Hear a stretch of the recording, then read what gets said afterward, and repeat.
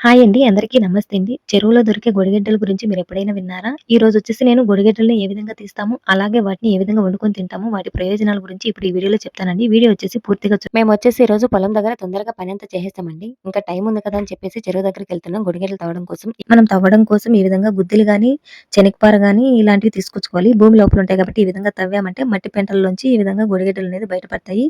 మనకి ఒకేసారి ఏం దొరికేవండి. కొంచెం ఓపికగా ఈ విధంగా తవ్వుకోవాలనమాట. కొద్ది కొద్దిగా మట్టినంతా తీసుకుంటూ, ఆ మట్టి పెంటల్లో ఉన్న గడ్డలన్నీ గాని సెపరేట్ చేసుకొని ఒక పెట్టుకోవాలి. నేను, మా అక్క పిల్లలు మేమందరం కలిసి చెరువులో ఇంకా ఈరోజొచ్చేసి గొడిగెడ్డలు ఎలాగైనా సరే చానా తవ్వుకోవాలని చెప్పి వచ్చామండి. బురదుంటే ఈ విధంగా కూర్చొని తవ్వడానికి అవ్వదండి. ఇంకా బురద లేదు కాబట్టి బాగా ఆరిపోయింది కాబట్టి ఈ విధంగా కొంచెం కొంచెంగా తవ్వుతూ వాటిలో మట్టి పెంటల్లో ఉండిపోయిన గొడిగెడ్డలనేది సెపరేట్ చేసుకోవాలనమాట. కొంచెం ఓపికగా చూసుకోవాలి. గొడిగెడ్డలనేది మట్టి పెంటల్లో ఉండిపోతాయి. మనం కొంచెం ఓపికగా తవ్వుకుంటూ ఆ మట్టినంతా విడదీస్తూ చూస్తే లోపలనేది గొడిగెడ్డలుంటాయండి. ఈ గొడిగెడ్డలనొచ్చేసి 3, 4 రకాలుగా వండుకోవచ్చండి.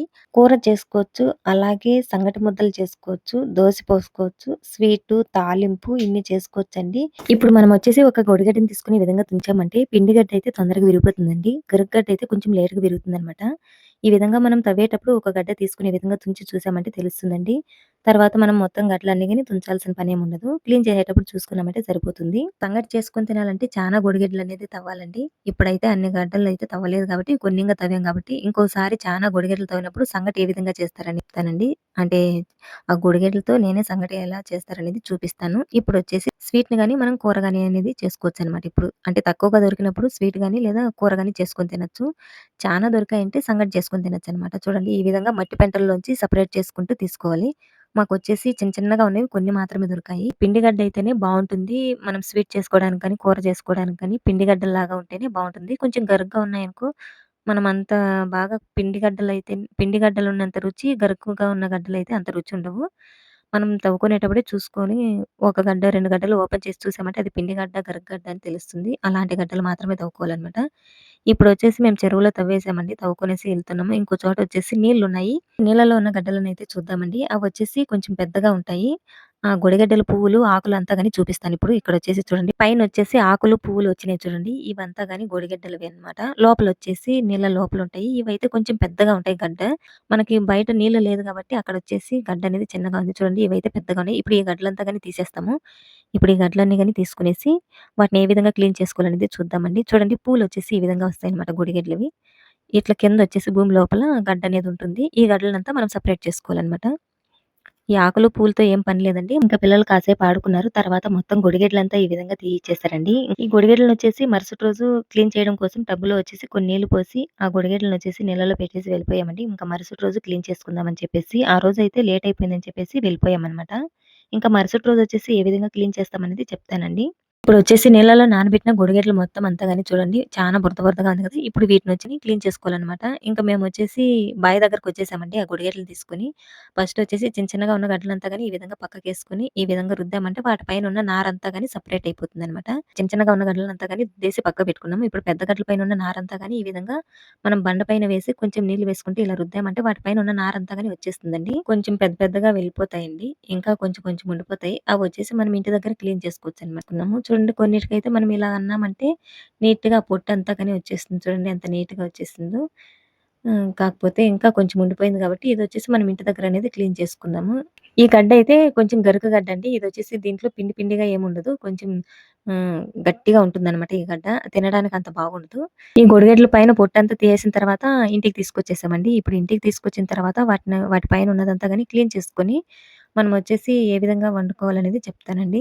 గొడిగెడ్లనొచ్చేసి ఇంటికి తీసుకొచ్చిన తర్వాత గాని మనం కొద్దిసేపు నీళ్ళలో నానబెట్టినామంటే పైనున్న పొట్టంతా గాని తొందరగా వస్తుందండి. లేదంటే కొంచెం లేట్ అవుతుందనమాట పొట్టు తీయడం కోసము. మనం కొద్దిసేపు నానబెట్టుకున్నామంటే ఈజీగా పొట్టనేది వచ్చేస్తుంది. ఈ విధంగా నానబెట్టుకొని తర్వాతనే మనం స్పూన్‌తో పైనున్న పొట్టంతా గాని క్లీన్ చేసుకోవాలి.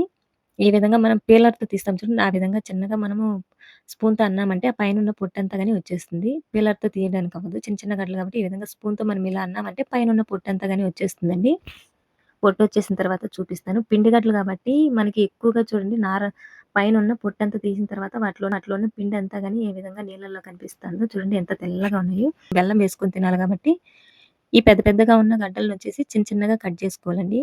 పెద్దగా ఉన్నాయంటే చిన్న చిన్నవంతా తొందరగా ఉడికిపోతాయి. పెద్దవనైతే కొంచెం లేట్‌గా ఉడుకుతాయి. అలాగే ఉండిపోతాయన్నమాట. కాబట్టి అన్నీ సమానంగా ఉండే విధంగా ఈ విధంగా కట్ చేసుకున్నామంటే సరిపోతుంది. చూడండి చిన్న చిన్న ముక్కలుగా ఈ విధంగా కట్ చేసుకొనేయాలి.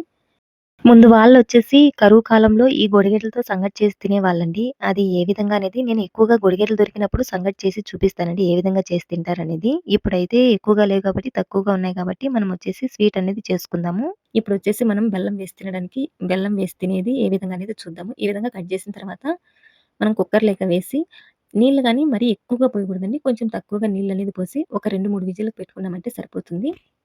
విజిలొచ్చే లోపల మనం బెల్లం తురుము రెడీ చేసుకుందామండి. మనం బెల్లాన్ని తురుముకున్నా సరే, లేదంటే ఈ విధంగా చిన్న చిన్న ముక్కలుగా పగలగొట్టుకున్నా సరే, 2, 3 విజిల్లొచ్చిన తర్వాత స్టవ్ ఆఫ్ చేసుకొనేసి కొంసేపు విజిల్ అలాగే పెట్టేసి, ఎయిర్ మొత్తం పోయిన తర్వాత విజిల్ తీయేసి, మనమొచ్చేసి ఒక గొడిగెడ్ని ఈ విధంగా ఎత్తుకొని ఇలా ప్రెస్ చేసామంటే, మన చేతికి తెలుస్తుందండి ఉడికిపోయిందా లేదా అని. చూడండి ఈ విధంగా ఉడికిందంటే చాలు. ఇప్పుడొచ్చేసి మనం బెల్లం అందులోకి వేసుకుందాము. వాటర్ గాని మరీ ఎక్కువగా లేవు చూడండి. కొద్దిగా మాత్రమే ఏసుకోవాలి. ఆ గొడిగెడ్లకి, ఆ బెల్లంకి ఆ నీళ్ళనేది సరిపోతాయన్నమాట. ఈ విధంగా బెల్లం వేసి కొంచెం కలబెట్టేసి, తర్వాత వచ్చేసి ఒక విజిల్‌కి పెట్టుకోవాలండి. ఎక్కువ సేపు పెట్టామంటే అడుగనేది మాడిపోతుంది. ఒక విజిల్‌కి పెట్టుకొనేసి స్టవ్ ఆఫ్ చేసుకొనేయాలి. ఈ విధంగా స్టవ్ ఆఫ్ చేసుకొనేసిన తర్వాత ఎయిర్ మొత్తం పోయిన తర్వాత కుక్కర్ మూత తీసేసి యాలక బుడ్ల పొడి చల్లుకొనేసి కప్పులోకి తీసుకొని ఇంకా చల్లారిన తర్వాత తినడమే అండి. ఇదొచ్చేసి 2, 3 రోజులు కానీ ఇదే విధంగా ఉంటుందండి. ఏం చెడిపోదు. 2, 3 రోజులు స్టాక్ పెట్టుకొని తినొచ్చనమాట. ఈ గొడిగెడ్లు తినడం వల్ల మనకొచ్చేసి ఎముకలనేది బాగా గట్టిపడతాయి. ఇందులో వచ్చేసి కాల్షియం ఉంటుంది. అలాగే ఐరన్ ఉంటుందండి. వీటిని తినడం వల్ల మనకి మంచి ఆరోగ్య ప్రయోజనాలైతే ఉంటాయన్నమాట. Okay friends. మీరెప్పుడైనా గొడిగెడ్లతో ఎన్ని రకాల వంటలు చేస్తారనేది తెలిసుంటే కామెంట్ చేయండి. Thank you for watching.